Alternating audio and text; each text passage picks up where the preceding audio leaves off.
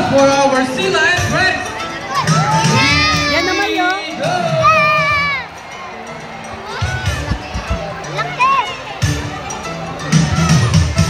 Hello everyone!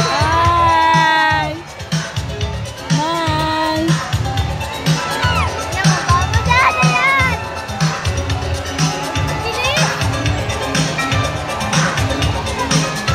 Hi!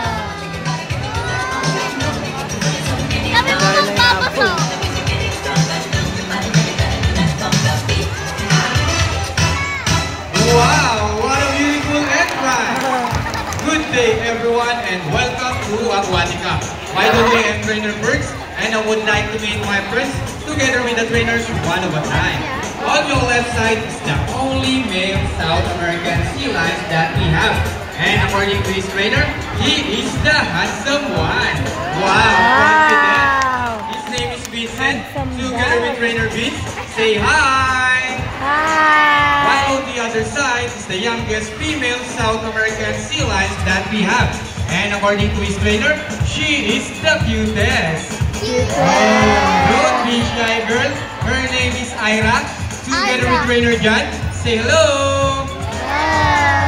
Now let's continue. So guys, do you have any idea why they're called fin or feathers put in marine mammals? Any idea? Do they have feathers? Well, let's ask them. Hey buddies, do you have feathers? May The feather daw ba answer sila? is no. It's actually because of their front flippers, which are shaped like a bird's wings. See those? The term pinniped may be also translated as wing-footed, since their flipper to look somewhat like wings. In fact, they appear to be flying underwater as they swim from place to place.